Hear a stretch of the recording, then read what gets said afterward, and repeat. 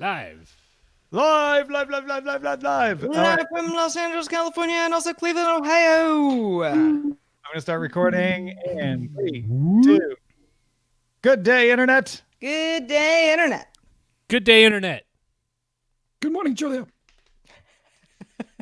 And by the way, yesterday was Julia's birthday, my daughter-in-law. Oh, okay. I was like, happy wait a birthday, minute. Julia. You're a stalker now? You know her birthday? That's my daughter-in-law. No, I know, but the Different Julia joke reference. No, I don't know her. I know my daughter-in-law. I remember when Len and Nora were having a baby. I remember when they had their first graduation of a child. Yeah. Now they've got daughter-in-laws. Yep. Tom knew me before I was married. Tom is as old as the earth. I remember knew Roger. you before you were married. Yeah, I know. Sarah was old as the earth. Or is. Roger used to No, I'm older than the earth, really. Roger would complain. He's like, I'm going to end up alone for the rest of my life. No, I never said that. I was questioning someone else. It's like they're gonna. Everyone says that in their We're trying to troughs. force the story a little for dramatic. Actually, There's always a trough Lisa where you're like, yeah, I did say Flores- that. I had a bad day. Lisa Flores and I had a bet. Like, if we weren't married by the end of our 30s, we would hitch it. Well, way to screw that one up, Raj. Yeah, is she married? No, but she has a daughter who is the cutest ever. Well, after Roger's kids, of course. Kids and are Len's all cute. children. Yes. Yeah, kids are all cute. I was Before they waiting for start that. screaming and they throw their diapers Equally at you. cute, all of So- them. I did my editor's desk, came out yesterday on the whole YouTube thing, and it was a long diving into it and the Yeah, idea you of got good speech feedback. and protected speech. And I was thinking about it afterwards. I was like, because I mentioned in the editor's desk the idea that you only need speech protections for speech you disagree with. If you agree with it, then nobody needs to protect it, right? Because everybody's like, oh, yeah, that's great. Right. And I was thinking later, like, maybe I should have done examples. Like, if people said, babies are cute, you wouldn't need to protect that speech. But just knowing the internet, I'm like, then somebody's going to be like, I saw a baby that wasn't cute one time. You know that I've had Yeah, this there are- debate with someone back at the Tech TV office about, like, a lot of people say, oh, your baby's cute, but do they really mean it? Because you got to admit, some babies aren't cute. My babies were cute. I know that for certain. I mean, as a dad, I would say that of my kids, but, that's Patrick just 'cause my Bajan's kids. baby is the cutest. I have never seen his kid, That's believe it or not. I don't That's think why- the child is on social media. You can't Yeah. disprove. This is a thing you could look up. but that's the stalking. cute baby. It's true. There are several babies, of course, who would not be named here, where I'm like, oof, rough baby. But you still tell the parent, oh, so cute, just want to pinch their cheeks. You say all the things that you're supposed to Yeah. say. But you figure, but then again, there are a lot of not, people who you arguably attractive as adults, and they were really cute babies. So you never know. Yeah. Just got to let it marinate a little That bit. baby in no way looks like Winston Churchill. All babies look like Winston Churchill because they have that pout. They do that. They have the jowls. No, not all babies look like Winston Churchill. My daughter did not look like Winston Churchill. Yeah, I would be surprised if the Peralta babies looked like Winston Churchill. Okay, so what about puppies are cute? All puppies are cute. Yeah. There's never been an uncute puppy. What about Small people who don't like animals. dogs? Most small animals are cute. Some dogs I don't think are that cute, No, but they were people cute who don't like puppies. dogs may not think puppies are cute because they're like, I don't like dogs. I don't care if it's a puppy. No, all puppies are cute. All puppies are cute. And Socrates is a puppy. Therefore, all puppies are Socrates. And all kittens are cute, but also all cats are cute. So that's the one that is across the board, Not all cats are cute. And I don't want to hear it from the peanut gallery. It's a pretty draggly cat. I know that I'm right, period. Not all cats are cute. Yes, Sorry. they are. No, they're not. Yes. 100% across the board. Sorry. I'm going to have to agree to disagree. There's some ugly looking cats out there, man. Nope. I've seen them. Let's talk. Never peanut happened. butter. Yeah. Neoteny is cute. That's, I think, a safe one. Who's that? Neoteny is the principle of like big eyes in a babyish. Oh, okay. That was my daughter. That was my youngest daughter. That's why you named your daughter Neoteny. She is Neoteny. That's what I'm going to call her from now on. Peralta. No, actually, her name is Kateri, and I joke with her. She's the 11-year-old we were talking about earlier, Tom. Oh, She's always on her iPad watching YouTube, and I always joke, are you getting ideas for your YouTube channel called Tear Tells It All? Shut up. I don't have damn, go smoke a meat. Tear Tells It All. We weren't streaming yet when Len was telling us about his sleepless night because he's so excited because today is Smokemas for him. Yes. I went out. Very Smokemas. Yeah, I could not sleep last. I got my smoker yesterday for Father's Day. Early gift from my son. Oh, different kind of smoking. I was like, Yeah. why are we not a celebrating 420 this? smoke. Okay, got No, it. Okay. Not a 420 smoke. Yep. Aggressive Cleveland. Although when I did tell my kids, I texted them. I'm like, I'm smoking, and he sent me pictures of Snoop Dogg and stuff. Of course. And like jewel packets. No, man. So right now I am smoking a pork shoulder for pulled pork, some racks of ribs. Racks and Tomorrow racks. we'll be doing a full chicken and maybe some sausage. I haven't decided yet. You got warned against the sausage. I know, but you know what? I gotta go. I think I gotta go with it. It might be the only thing my youngest Who son warned eats. you against the sausage? The butcher. The meat man. Yeah, the meat man. Okay. Not that he said no, not that he warned me, but he's like, it's not going to absorb smoke because it's got a casing. We don't do sodium nitrate here. I'm like, The all meat right, man well, knows. he does. He knows what he's talking about. By the way, did you notice my T-shirt is a piece of bacon? Glow in the dark bacon. I am the meat man. Nice. Cuckoo. Do you remember the meat man commercials? No. Was Fonzie in them? Because I'm a meat man and a meat man knows. The finest meat is Mayro's Brown and Served sausage. What a way to launch a day or any meal. Mayro's Brown and Served sausages are pre-cooked to come to you lean, meaty, and less fat means less shrinkage in your pan, but lots of goodness that's ready Wait, to what? Man, I thought he said pants. No, Less fat means less shrinkage in your pants? That yes. doesn't make any sense. No, it makes total sense. So when you cook something with a lot of fat in it, the fat renders out at a higher temperature. So the patties, I mean, pork chops kind But of less fat would mean more shrinkage in your pants, right? No, in your pan. In your I'm pan. not talking about that kind of shrinkage. I'm talking about overall body shrinkage. Oh, no. He's talking about shrinkage of the meat patty in the pan when you're cooking it. not Oh, pants. pan. I thought it meant pants, like weight loss. By the way, Oh, it's like a different kind of. what is with the meat? What is with the way the meat man sounds at the beginning of that I was commercial? like, that doesn't make any sense at all. He was in bed, asleep, dreaming of meat. Man, If you're wild about peanuts, you'll be nuts about O. Henry. It's mostly nuts. yeah. Yeah, oh, Henry was so full of nuts he got committed. I'm a meat That's man. another reference no one under 20 will get. Oh, Henry, what? Charleston Chew, what? Yeah, do Whatchamacallit? they still make those?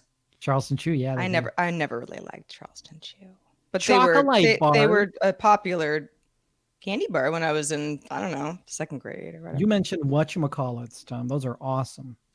That was That's, Roger that mentioned it. Oh, sorry, whatchamacallits. Everyone Yes. thinks it's me that mentions the whatchamacallits. I think Sorry, sometimes you mention it for me.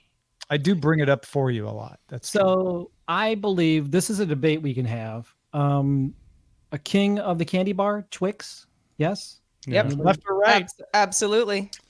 Yeah, where the left and right part is null, but it's a lovely candy. Yes, I agree. Twix is a fantastic candy. Twix it's is a the good king. candy, but I wouldn't call it the king. I mean, that's a. What would you say is the best? Yeah, Snickers? what is the king?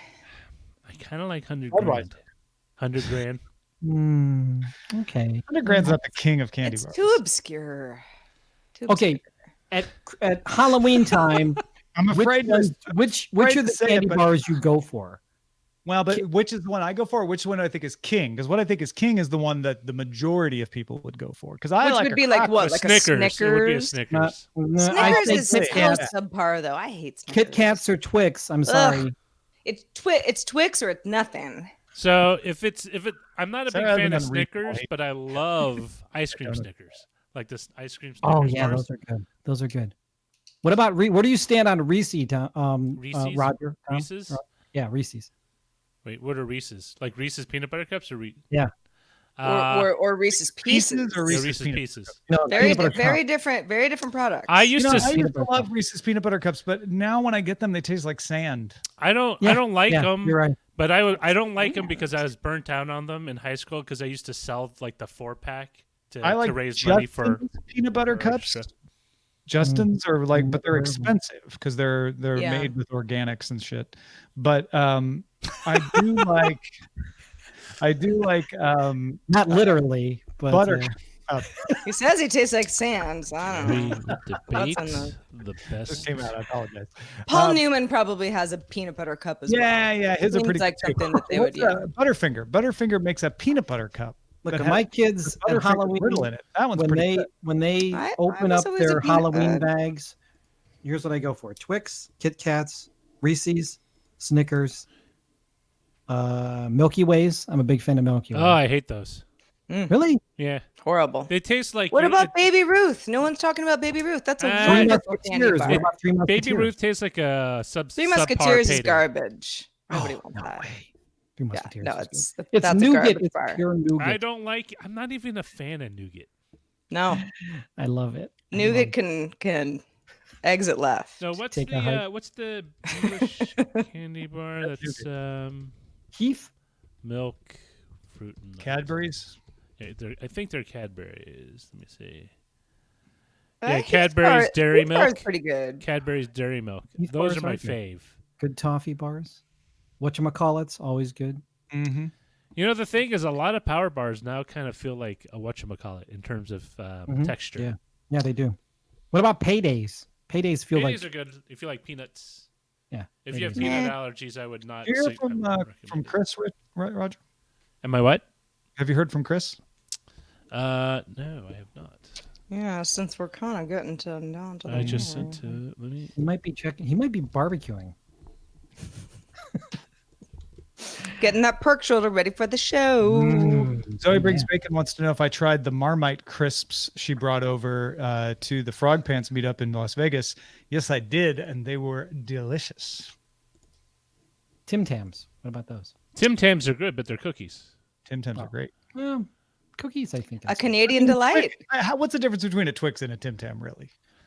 Tim Tam has more. The cookie's different. Right, but it's a cookie wrapped in a bunch of chocolate candy. Like, they're both pretty much the same. Well, no, but I'm saying like the consistency of the cookie in the Tim Tam is different than the one in the Twix. But yeah, sure, but does that make it a different thing than a Twix just because the cookies are different? Yeah. I mean, it know if depends one on is how Twix different the and cookies other are. is Tim Tam, but they're basically both a kind of cookie with an optional filling wrapped in chocolate. But the taste, Yeah, they is taste different, but I'm saying they're Yeah. the same kind of thing. the same consistency. Yeah. The same. You The can same do a Tim Tam code. Slam. Nick with a C points out you can do a Tim Tam Slam. I don't know if you can do a Twix Slam. Good point. Nobody has mentioned the Mars bar. Mars bar is No. always okay. Nor will they. No, don't even try that. A country Zagnut? divided. There's also Zagnut. You like those? I actually don't eat any of the stuff, but I No. used to I've got love 2 bucks Butterfingers hot tamales I'm the gonna bring very to you. most. Oh, I loved a Butterfinger and how it would kind of Butterfinger, yes. flake all over you. Good stuff. Oh, Butterfinger. delightful. But you don't eat that, right? You don't eat that. Who, me? Yeah. I don't eat candy. No. Oh. But as a Boo. kid, I lived on it, so it's not as if I'm not well versed in the sugar universe. I just have sort of lost my taste for it over Really? the last You don't 5 miss years it? or so. Oh, man. I mean, I ate, Tom sent me some hot tamales, and I ate all of them in one sitting for the Oh, most that's part. that's a completely different But category. but like for the most part, I don't sit around being like, "Ooh, I want candy," or "I want sweets," or "I want chocolate." Really? At one point, I did. I don't know. It's like an allergy. I grew out of it. I Chris think. just messaged me. He says he's joining now. Oh, okay. Runts. I think part of it is I'm not big into candy because I have so many dental issues. So just sugar in general, I try to avoid. My go-to candy is Say Raisinets. that. I love But you Raisinets. seem to be fairly knowledgeable and opinionated on candy. Yeah, because I used to eat it and I have dental issues because of it, and so I don't eat it. Yeah. Are you saying I'm kind of fat for someone who doesn't eat? Yeah. Are you calling Roger Not fat? saying at all. Roger is slim and trim. Oh, before we go live, Sarah, what's your take for tonight? The game. Well, I'll tell you what I'd like my take to be.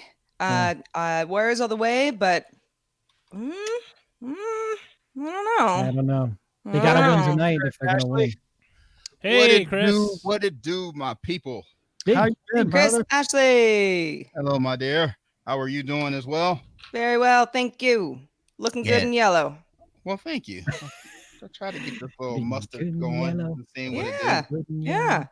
Well, Len was talking about barbecuing, so the Oh. honey mustard shirt fits right into our Perfect. our themed show. There's nothing wrong with the good Put on honey. the on the pit right now, Chris. Very nice, very nice. How long you been smoking it? Since 11 a.m. So we're gonna do a little daily tech news show, and then I just want to lean back and listen to Len and Chris talk about smoked meats after we're done. And I'm all good with that. That's That's gonna be an education for me. Oh, One yeah. of my if favorite you're- conversations. If you're watching this live on the YouTube, this is the last day it will be live on the YouTube. It's twitch.tv/gooddayinternet if you want to watch us live, or dailytechnewsshow.com/live has the Twitch feed embedded in it. If you are watching this on demand on YouTube, don't worry. That will not be going away. Roger will be uploading that. So is everybody ready to do a little show here? Yes, I am. Yo estoy listo. Me too. Here we go. John Bailey upped his commitment to independent tech news, so up yours. Patreon.com/DTNS. Apologies for that. John made me say that. This is the Daily Tech News for Friday, June 7th, 2019 in Los Angeles. I'm Tom Merritt. And from Studio Feline, I'm Sarah Lane. Meet your newest barbecue pitmaster. I'm Len Peralta. I don't smoke, but I'm here producing the show. I'm Roger Chang. Newest barbecue pitmaster, meet master barbecue pitmaster, Chris Ashley, co-host of the SMR podcast with us. Hey, what's happening? Yes, what's up, people? How you guys doing? If you are not getting the Good Day Internet show available at patreon.com/DTNS, you're going to miss a clinic, I believe, after the show is done. And I got time today. So yeah. we're going to talk some barbecue. We're going to be talking some smoked meats after that. But if you're just interested in the tech news, you're in the right place. Let's start with a few tech things you should know. Facebook announced it will no longer allow Huawei to pre-install its apps on the company's smartphones, including WhatsApp, Instagram, and the core Facebook app. Apps already pre-installed on existing devices will continue to work and receive updates. Sources tell Kotaku that Blizzard canceled work on a StarCraft first-person shooter codenamed Ares. The prototype had been built on the Overwatch engine. Sources said that Blizzard has moved most of the developers to the Diablo 4 and Overwatch 2 teams. Google is rolling out a search update that won't surface more than 2 top results from the same website. Now, Google says might surface more than 2 listings from the same website if they're deemed highly relevant, but will now treat subdomains and their root domains as part of a single website. Seems fair, but something websites won't like.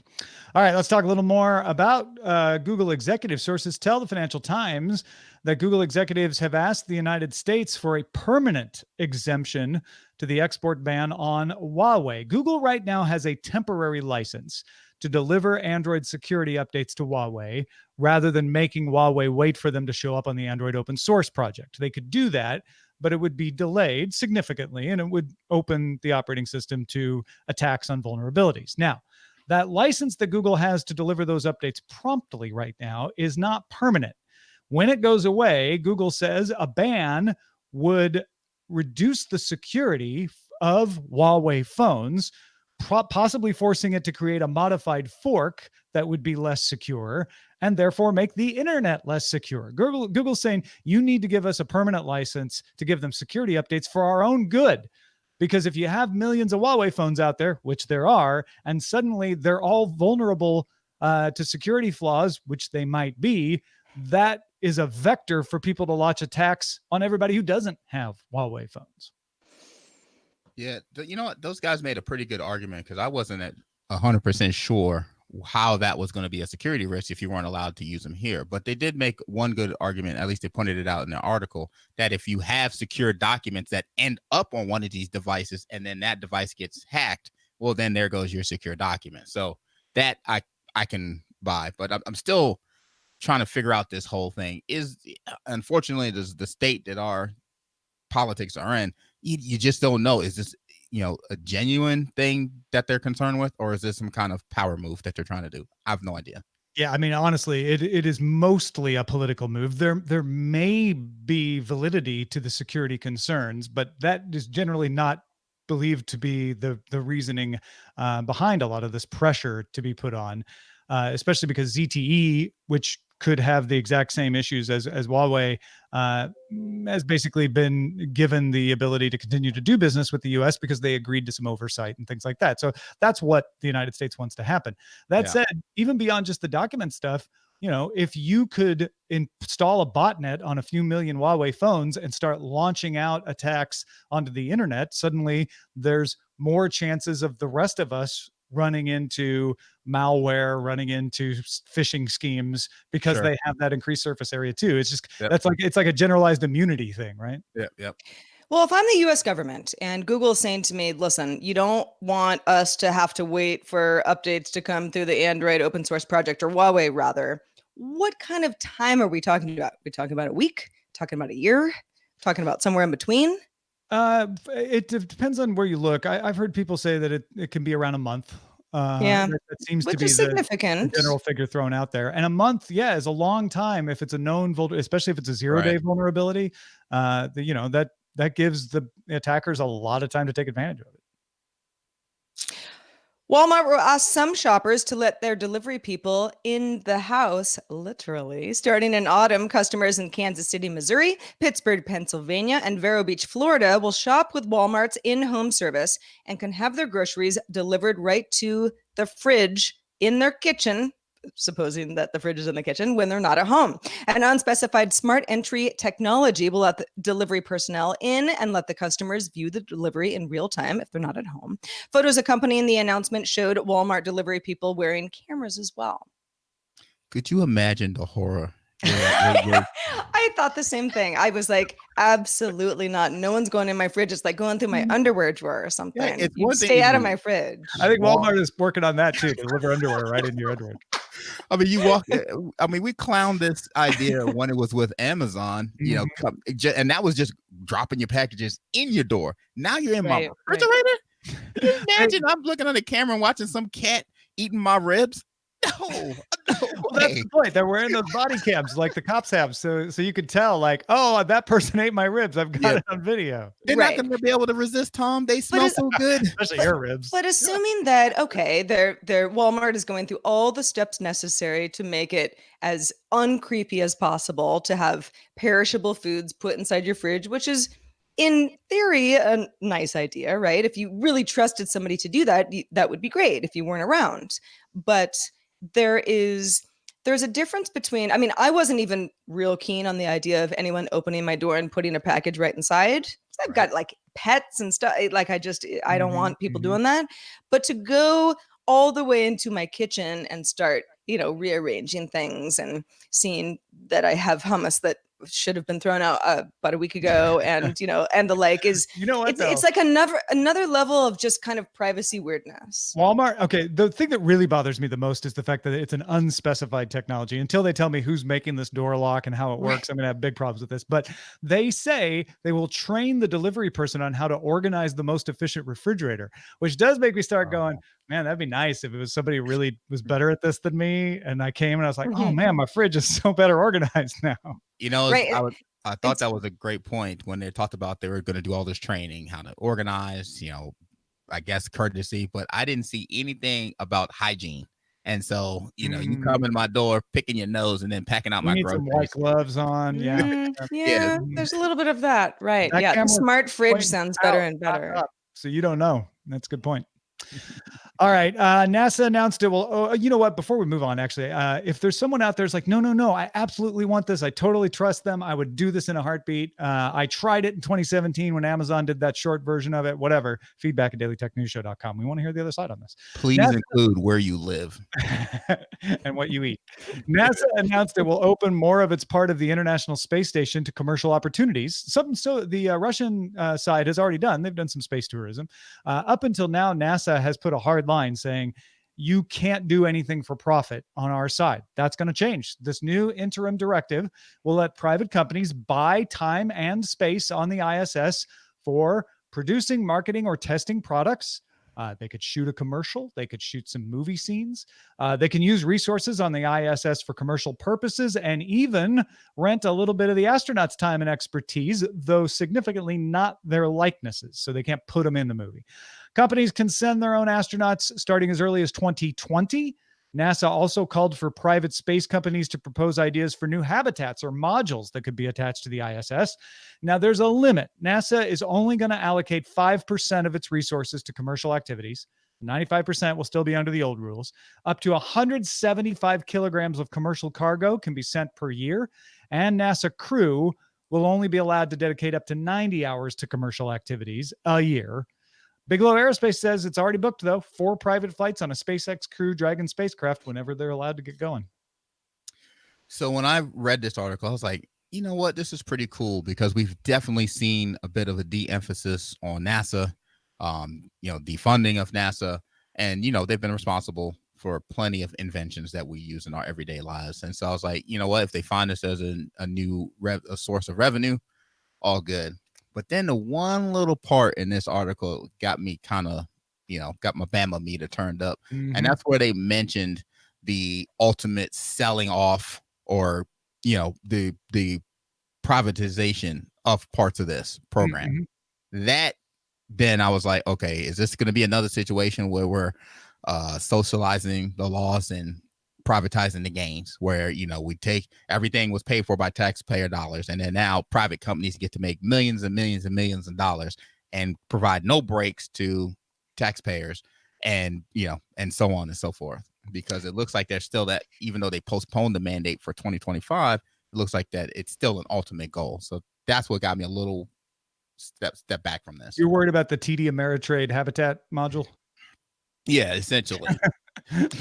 I think that is a valid concern. It does feel like what they want to do is get money from private companies for the part of the ISS that's on its way out, in order to do the scientific projects that they don't have enough money for now because they're spending a few $1 billion a year on the space station. If it worked out that way, I'm okay. I'm okay if they say, you know what, this is old territory now. We're like we did with satellites. Satellites used to be only the government. Now they're private. We're going to cede the ISS over to that while we do a moon base, while we do some more scientific experiments and investigations of Venus and Mercury and the Oort cloud. It all depends on what those new projects are. To me, It's like as long as that money is being well spent for science, then I'll probably be okay with it. Yep. On the commercial side, though, it's like testing products. Okay, well, I don't know. Can a candy bar be eaten happily in 0 G's, whatever? Like the testing of the products is sort of one side of it, but the same article was sort of like, and then commercial entities can have that, cachet of being on the ISS and having the Earth in the background, and it's like, you can do all of that fakely really well with CGI and have been able to do that for a long time. So I'm not so sure unless you somehow in the commercial atmosphere prove that you're there and everyone's really, really impressed. Like, no, that's the thing, right? It's the press aspect of it at that point. Yeah. Maybe there's some shots you can get in person that would be impressive. I don't know. Maybe. I don't think your candy product testing is going to get approved for funding. Shoot. Back to the drawing board. iOS 13 includes an API that's going to excite some developers. It has multicam support for third-party apps that can capture photos, video, audio, metadata, and depth simultaneously from a single iOS device with multi-cameras. Apple has supported multicam capture on macOS since OS X Lion, but on an iPhone and iPad, developers can now offer video streams and photo and audio from the front-facing camera and the rear camera at the same time, which should should get us some interesting apps, but only for newer hardware. So it is limited, including the iPhone XS, XS Max, the XR, and the iPad Pro. So now I can record my sweating from both front and side. Mm-hmm. Yeah. What are you looking at, and what do you look like? Well, the Walmart folks can wear them around their neck. Oh, right, for sure. Now you can see them pick their nose while they're. Are you salivating? Get out of my fridge. No, there's some real good uses for really this. cool. Really There cool. is some 360-degree stuff you could use for this. And I'm only sad that my phone is not going to be able to take advantage. Neither of my phones are going to be able to take advantage of it. But that, that's the way of this stuff. It always comes to the newest, greatest first. Yeah, I can definitely see, because I'm starting to record some of my training sessions. So I could definitely see me recording my training partner and then myself at the same time pointing out what he's doing and why he's doing it during the lift or something like that. So I could definitely see some use cases around that. So I think it's pretty cool overall. You know what? I could think that would have been real helpful, because I had to do some videos where, when I was doing some physical therapy, where they showed me an exercise, and they filmed me doing it, or they'd film them doing it. But it would have been so helpful to see both of us doing it. Right. Yep. Really cool. That's good stuff. Finally, PC gamers Jared Walton did some math for everybody on Google Stadia and estimates that the service uses around 15.75 gigabytes per hour if you're streaming 4K 60 frames per second. It uses about 9 gigabytes per hour if you're going 1080p, or 4.5 gigabytes per hour at the 720p setting. This is just based on the information that Google gave out about what the streams are like and how much data they use.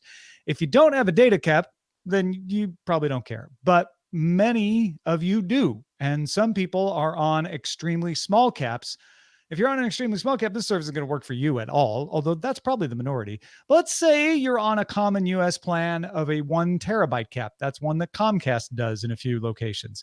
The idea of such a cap is that it's big enough that most of your activity, even streaming Netflix, won't run up against the cap, but it will work to stop egregious heavy use of the system. That's what Comcast wants to do. They want to have that cap there so they can charge that top tier people that are going above and beyond, right? They don't want to get in the way of everyone, because then they hear too many complaints. That 1 terabyte cap would give you up to 65 hours of Google Stadia streaming at 4K a month if you don't do anything else. If you stream some Netflix shows, you're going to get less than 65 hours out of that cap. At 1080p 60, that comes to 113 hours of streaming per month. I'll be honest, this was a larger amount than I expected. Yeah, and I, as a solid gamer who has spent taking off weeks at a time for new releases, that's nothing. That amount of data is nothing at that rate. So I don't have a cap, thank goodness. So it wouldn't necessarily affect me. But like you mentioned, so many people do. I guess, you would have the option to hopefully downgrade the video quality to kind of save on that. But this is why, we harped on how bad Ajit Pai is. And, folks, that gamers who did not pay attention to all the stuff that's going on with him and what he's doing with our internet regulations. This is another reason why. Because, aside from just having data caps put out there, certainly these companies can then start degrading your connection and saying, well, if you were playing through us or using our connections, it would be faster and blah, blah, blah. So, this is why you have to pay attention, because even though it may not affect you today, it may affect you somewhere else. Yeah, the one thing for sure that you should keep in mind is if you are going to complain to a government agency, you have to complain to the FTC now, not the FCC, about this kind of stuff. Yeah. When I looked at the 1 terabyte cap, I was like, 65 hours, that seems like so much gaming. But again, well, if you live alone and you're doing that rather than watching a bunch of Netflix shows or whatever, then sure, okay. But if you have a household with people who are doing all sorts of things using your internet connection, that becomes problematic really quick. Oh, yeah. The Comcast cap used to be at like 250 gigabytes. Then it was 750 gigabytes. They came out with the terabyte after Netflix really took off with popularity. A lot of people thought that Comcast would try to stomp on Netflix. Comcast isn't going to try to stomp on Netflix on this end. Comcast is stomping on Netflix on the back end, on the peer stuff, on the transit stuff. So it'll be interesting to see if Comcast decides that Google Stadia is big enough to increase this cap, because the key is that we're starting to get more people doing 4K streaming that eats up your cap faster. And so that's going to continue to be an issue. If we see Comcast raise that cap to 2 terabytes or even 5 terabytes, that's one indication that Google Stadia is probably going to be around to stay, because they must be seeing enough of that effect that they're willing to do it, because they're probably already thinking about doing it because of 4K streaming from Prime Video and Netflix and stuff anyway. And other gaming platforms are starting to go into streaming as well. So, Apple, Microsoft, and Sony just announced that they're going to be partnering using the Azure backend services for hosting and of the game. So it's not just going to be Google. So it's definitely something to keep an eye on. Hey, folks, if you want to get all the tech headlines each day in about 5 minutes, be sure to subscribe to dailytechheadlines.com. All right, starting September 17th with the release of Destiny 2 Shadowkeep, the Destiny 2 base game, along with the first year's worth of add-ons, are going to go free to play on PC, PS4, and Xbox One. It will also be free to play on Google Stadia when that service launches in November.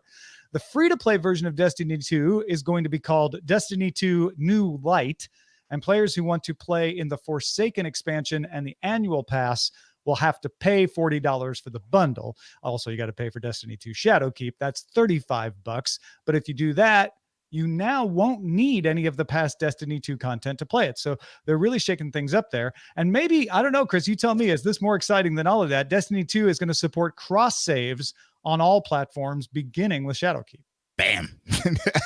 I didn't care about none of that other stuff because if it was paid, I would have bought it. If it was free, I'll play it. It doesn't matter. I've been playing Destiny since the very first version, but the cross save is the big part of this announcement that really hit home for me, because for quite some time now, I had been really thinking about trying out PC gaming again. I haven't done it in years. I've been a console gamer since the first Xbox, actually before that, PlayStation, Nintendo, all of that stuff. But I was like, you know what, there's certain advantages you get from playing on a PC. So I wanted to try it out and see if it's something that I could pick up.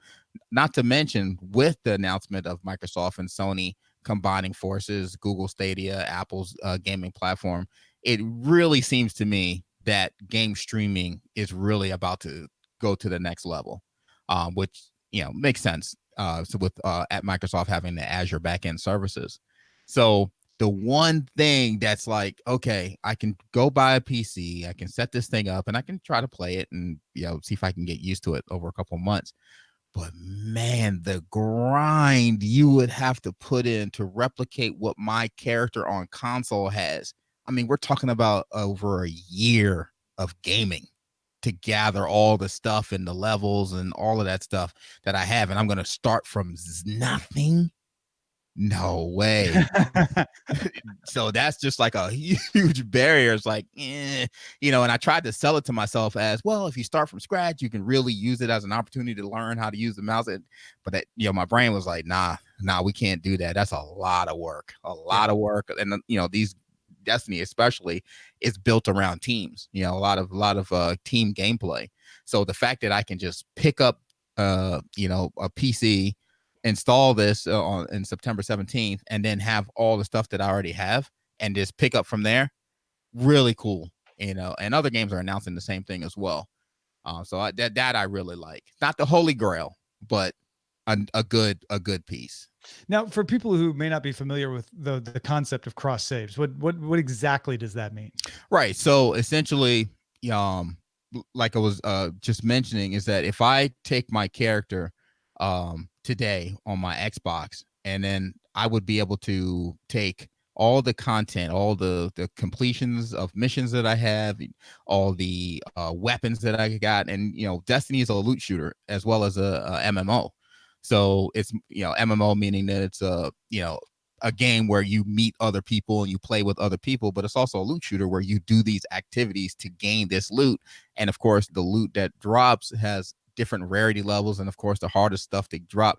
I mean, some stuff I've tried to get for literally 3 months before it actually dropped from my character.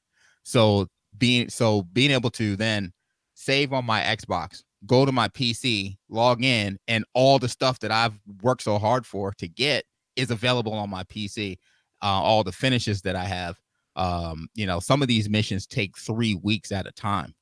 And they're structured like that purposely. So not having to do those 3-week missions again is really cool. And so that's the concept of cross save, is you can take your stuff from one platform and pick it up on the other platform. Really it's cool. almost like cross-platform play ish. That right? would be the holy grail, right? It's getting closer anyway. We're getting there, and which I think this is probably the prelude to that, because one of the things they also said was they were getting rid of console exclusivity, and that is something that has annoyed me from the start, because I have never ever considered buying a PlayStation because they have an extra gun in their version of Destiny than I have on the Xbox. Just not doing it.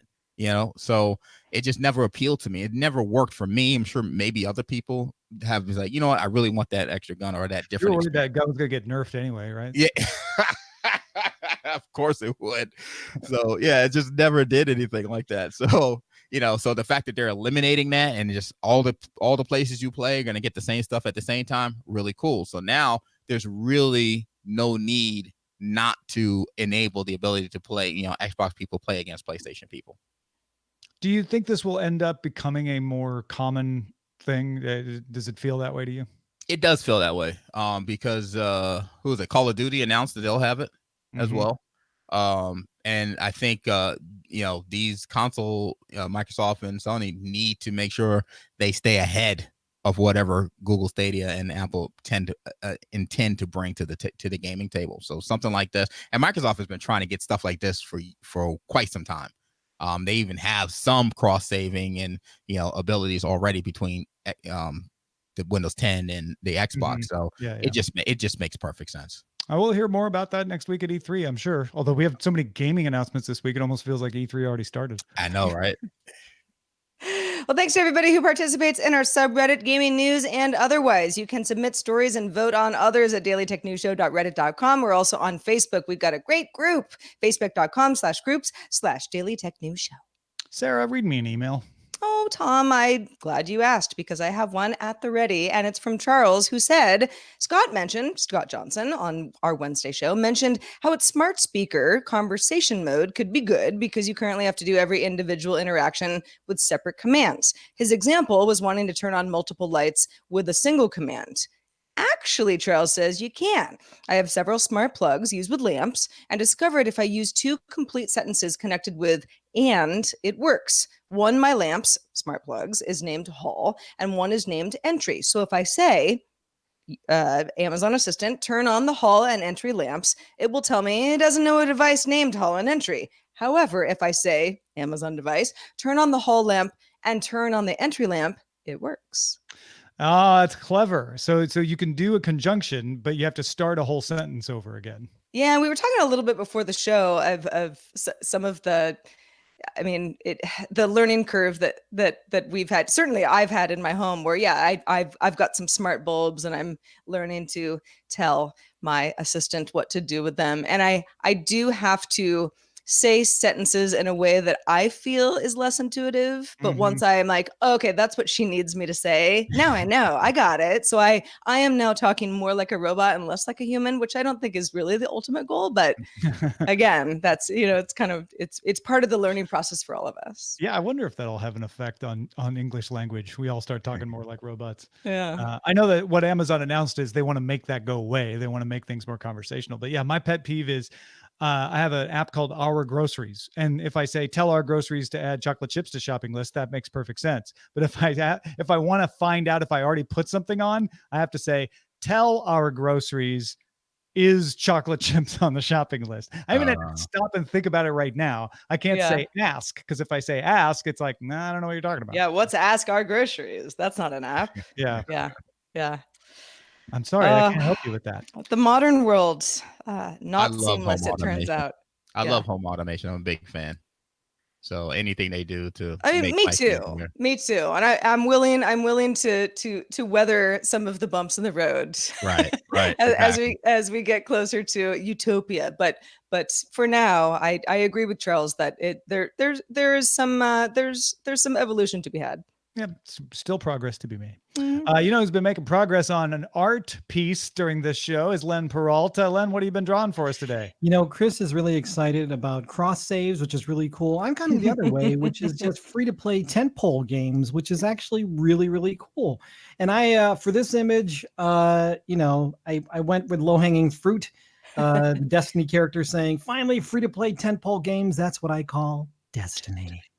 which is pretty cool. So that is actually available if you're one of my Patreons at patreon.com/Len. You have this right now, and you can just get it, or you can just go the old-fashioned way, buy it at my store, lenperaltastore.com. That's awesome. That really looks like a good warlock too. Yeah. You know, his monitor should be a little bit higher. He's going to have some back strain. Well, Just that's saying. most people playing do have a little bit of back strain. There's a problem with warlocks. True. Thanks, Len. And also thanks to Chris Ashley for being with us today. Chris, it's so nice to have you back on the show. Let folks know where they can keep up with all of your other fantastic work. You can always check us out over at smrpodcast.com. We try to record a show every week. You can catch me on Twitter at Big Chris Ashley. But the show is pretty cool. Me, Rob Dunwood, Rod Simmons. We three brothers hanging out on the show, just talking tech and whatever else comes to mind, including barbecue and whatever. I learn something every week on SMR Podcast. It's often about technology. Sometimes it's about working out or something else. But come join me, folks, smrpodcast.com. You can also join me in Los Angeles. In fact, you can join me, Sarah, Roger, Rich Straffolino from Daily Tech Headlines, our intern Amos. We're all going to be at the Farmers Market, 6333 West 3rd Street in Los Angeles on June 12th. That's next Wednesday, 4 to 6 p.m. Pacific time. It's right next to the Grove. So if you're in the LA area next week and you got the time and the ability to get there, head on down to the Grove Farmers Market. And we will be gathered around the 326 bar. That's 4 to 6 p.m. Wednesday, June 12th.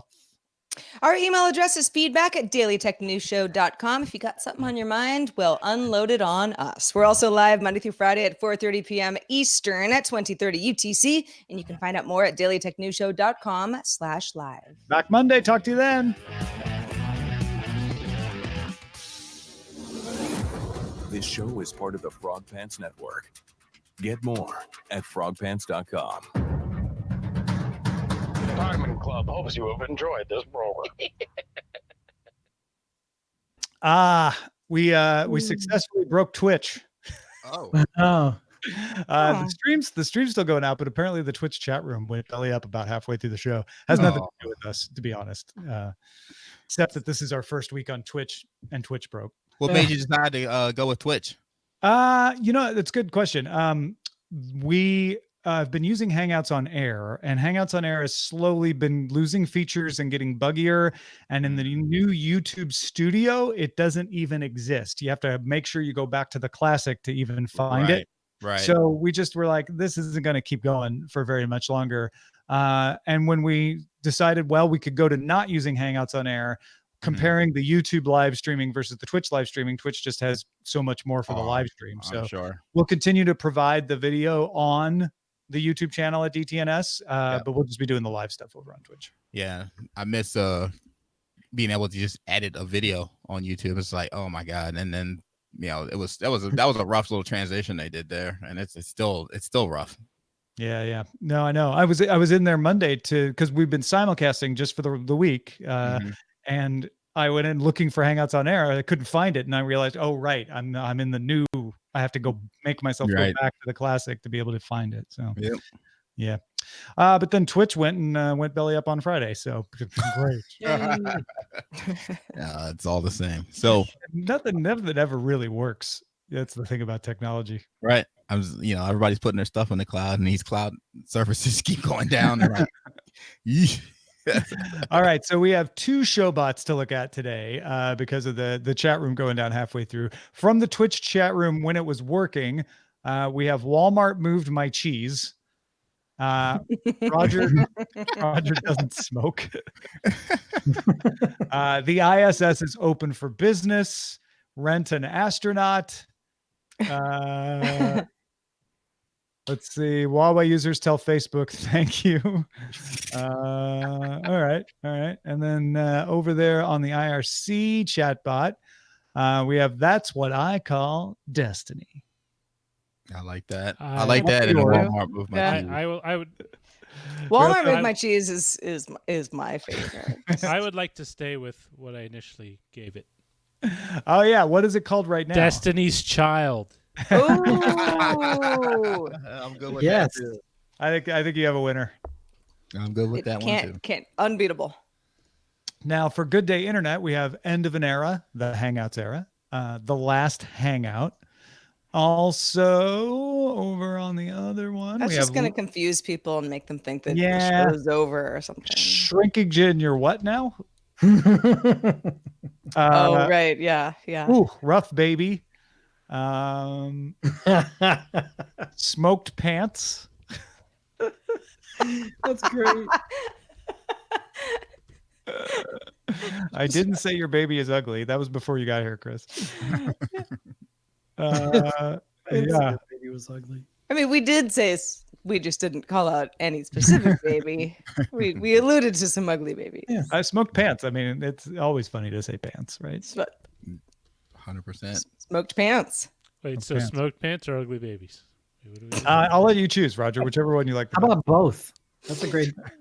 What if you do like a more than symbol and it's towards smoked pants? Wait, what? Like Smoked more than- pants more than ugly babies. Oh, I see. Let's see. Smoked pants. I'm not saying that's a good idea. I'm just saying I'm You're saying you trying to could get do that, creative. yeah. Yeah. Roger, we'll leave that in your capable hands. What's in your smoker right now, Roger? Or Len? Sorry, Len has the smoker. Oh, Roger yes. doesn't have the smoker. I got Yeah, actually, I'm gonna have to go down there and check it in a second. You don't check your stuff remotely? I'm new to this, Chris. Come on. Okay. You need a smart All right. smoker. Today's All my right. first day. It's my first cook. I'm Okay, not so there yet. all right. So what kind of smoker did you get? Dynaglow vertical offset wide body smoker. Oh, so that Ooh, that sounds good. and that's a wood smoker, not a pellet smoker, right? That's correct. Wow, look at you. I didn't want to go with electric. I didn't want to. It's too easy. I wanted to do something. Life that needs to be worked out. difficult. It's a very Asian mindset. If it's I not, think I think it's a good idea to do that in the beginning because you really do need to learn how to control your pit fire. Yep. So that was a good move on your part, and it also depends, right? How much smoke you like on your food. So if you like a nice smoky food when you're done, yeah, you got to go with wood. Well, where I'm at right now is we smoked for the first 4 hours, and then I'm not putting any more smoke on it. I'm just cooking it now at like around I think it's like 240, 230. Okay. And that's been going for about 2 hours now. Probably go for another hour. What was your last temperature check? What was it? We were at 200, but I went up. I checked it during the show. Actually, it was funny. I went down there real quick. It was The meat was at 200? No, meat was at 140. Okay, all right. I was like, pull that thing. Get out of here. No. Go get it. No, meat was at 140. Okay, so, all right. And it's in foil. Everything's in foil right now. All right. So my biggest advice I can give you right now is when that meat hits 165, do not panic because it might sit at 165 for about 3 hours. Okay. That is called the stall. Okay. And all large pieces of meat get to that point where they just stall and they just sit there and you're like, I got to take it off. It's done. And it's like, no. Eventually the temperature will start to climb and get back to your final temp. For me, Where does it need to be? I thought, 165? 165 is the stall, so it'll sit there. When it's pulled pork, take that off at 195. 195. Oh, Yeah, okay. because you need it. You need it not only to be cooked, right, but you need the everything that the connective stuff to completely break down. So that I might have a couple more hours in me here. Oh, definitely. If you put it on 11 o'clock, I'd probably, depending on the size, I wouldn't even think about it's going to be ready until about 9, 10. Ooh. That's the kind of thing you need to know because I would be not that I know anything about this, but I've cooked enough inside that I know if that thing was stalling at 165, I'd be like, panic. You'd be in full panic. I'm putting it in the microwave or something. Yeah, it's really hard not to I got to do something, but just leave it be. It's fine. Do So that's do you ever take it in and finish it in the oven? me personally, no, but it is a perfectly fine thing to do. A lot of people do it. Um, just because depending on how late it is or what they're dealing with, it's fine because you're right. After the first 2-3 hours, you're not getting any more smoke on that meat. It's got what it's gonna It's get. got the flavor. Yeah. Yeah, yep. So there's nothing wrong with that. But are you spraying it while it's cooking? Okay, good. And what you know, like every half an hour? I don't know about every half hour. I was getting a lot of crap from my kids because they're like, Dad, you're just gonna keep looking in there. You're so OCD. If you're looking, you're not cooking. That is a statement, but you should spray it nonetheless because you don't want, obviously the heat's coming from the outside in, so you don't want the outside to get dried out. Not spraying every half hour. I sprayed it. I just don't want to lose any of the heat in the main cabin. So and that depends on your smoker too, right? Because like for me, I have a fan that it's a separate thing that I bought that hooks up to my smoker. So even if I open it and spray it and close it back up, it's back up to temp within a minute or two. See, I'm not at that point yet. So we'll see. We'll see how it goes. When you're ready for gadgets, I got to look that smoker up and see what all it contains. So, I mean, to check the temperature, are you sticking just like a thermometer directly into it, or do you have something already sitting in it? Meat thermometer. Yeah, we're sticking it in there. Just checking. So I use a meat probe, and then my meat probe is connected to a single. I used to use the flame boss, and so I can probe 3 different meats, actually probably up to 6 actually if I wanted to. But it also has a temperature probe for the smoker itself, and then it's remote. I can remotely connect to it. But you can do cool things like if when the meat gets up to 195, bring the temperature down to keep it warm. You know what I mean? You can do cool things like that. Yeah, it's Wi-Fi enabled. Yep. Interesting. You're a pellet guy, electric pellet? No, so I don't have anything against pellets per se, but I had a pellet smoker. I had the Mac 3-star General, and that's a pretty expensive pellet smoker. But no matter what I did, I could not get enough smoke on it for my personal. So when people ask me, hey, I'm interested in getting a smoker, the first things I ask them is, how much smoke do you like on your meat? Because some people don't like a lot of smoke on their meat. Right. And then I say, okay, how willing are you to, fight with the fire and, tend to the fire to keep the temperature up? How much convenience do you want, or do you really want to get into smoking and all the different aspects of it? Because then it can kind of steer between, like a big green egg or the Komodo Joe or a pellet smoker or a wood burner, a stick burner like you got.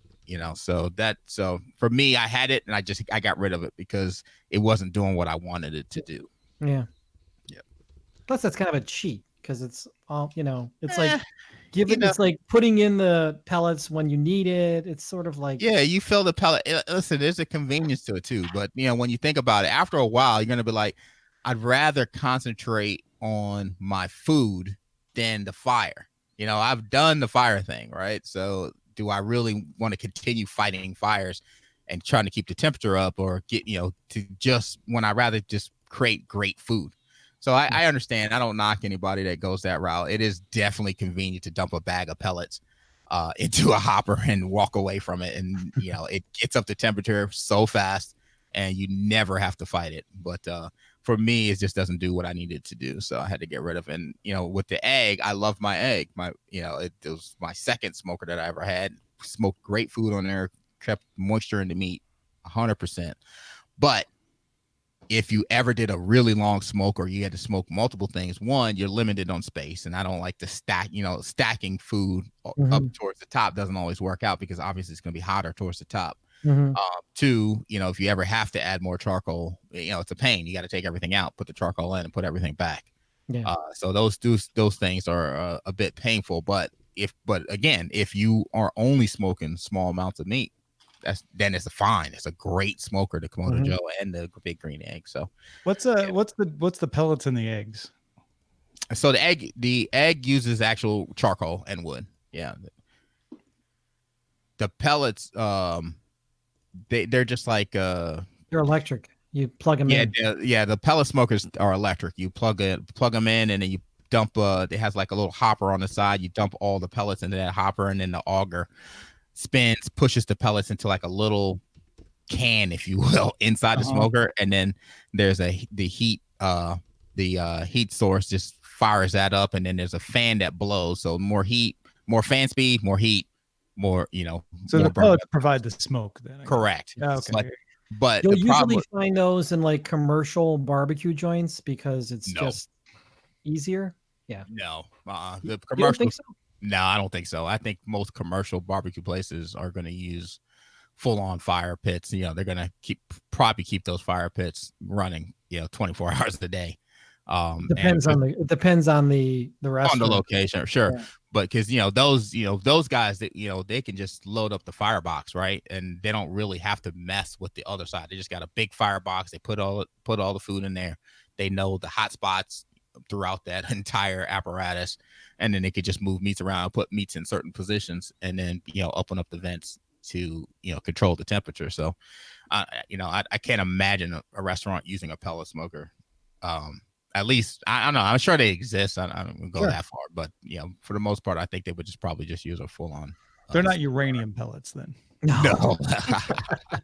And the problem with the pellets too, a lot of people don't, depending on the pellets you buy, a lot of times they're not even like, they'll say cherry wood, but it's really like oak and with cherry wood oil.